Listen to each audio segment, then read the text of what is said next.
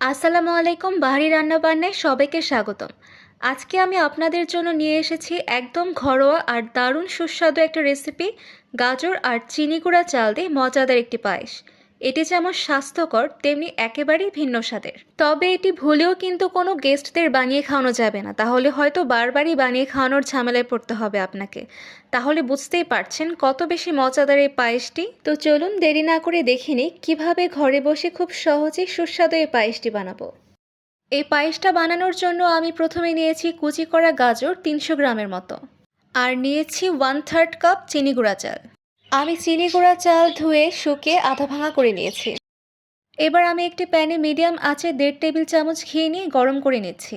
ঘি গরম হয়ে গেলে দিয়ে দেব বাদাম কুচি। আমি বাদামটা বেশি ভাজবো না, তো একটা স্মেল চলে আসলে আমি হালকা ভেজে উঠিয়ে রাখছি। এবার আমি প্যানের মধ্যে কুচি করা গাজরগুলো দিয়ে দিচ্ছি।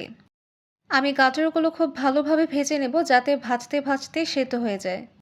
তো আমার গাজর ভাজা হয়ে গিয়েছে, এবার আমি দিয়ে দেব ১ লিটার জাল করে রাখা দুধ। এবার আমি কিছুক্ষণ নেড়ে চেড়ে দিয়ে দেব আধা ভাঙা চিনি গুঁড়া চাল। চিনি গুঁড়া চাল আমি সাথে সাথে দিয়ে দিয়েছি যাতে করে সিদ্ধ হয়ে যায়। এরপর আমি কিছুক্ষণ আবারও নাড়তে থাকবো। কিছুক্ষণ নাড়াচাড়া করার পরে আমি দিয়ে দিচ্ছি ৩-৪টা দারুচিনি। দারুচিনি আমি মেনলি দিচ্ছি যাতে দুধের যে একটা আলাদা স্মেল থাকে সেটা যেন না থাকে। এরপর আমি দিয়ে দেব খুবই সামান্য পরিমাণে লবণ। এইসব ডেজার্টে খুব সামান্য পরিমাণ লবণ এনে দিতে পারে দারুণ একটা টেস্ট। এবার যতক্ষণ না দুধ ঘন হবে ততক্ষণ পর্যন্ত আমি অনবরত নাড়তেই থাকবো।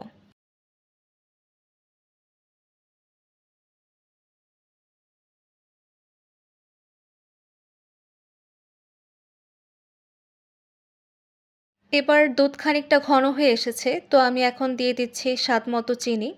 আমি এখানে 1/2 কাপ চিনি নিয়েছি। যেহেতু চিনি দিলে একটু পাতলা হয়ে যাওয়ার সম্ভাবনা থাকে, তাই আমি অনবরত নাড়তে থাকবো। এভাবে নাড়তে থাকলে আবার থিকনেসটা আগের মতো হয়ে যাবে। এবার আমি দিয়ে দিচ্ছি ৩ টেবিল চামচ গুঁড়ো দুধ। গুঁড়ো দুধ দেওয়ার পরও আমি আবারও ভালোভাবে মিক্সড করে নেব যাতে গুঁড়ো দুধ দলা পাকিয়ে না যায়।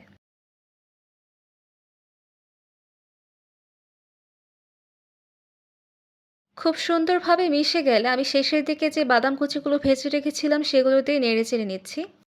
তো আমার রান্না শেষ হয়ে গেছে। এবার আমি নামিয়ে পরিবেশন করে দেখাচ্ছি।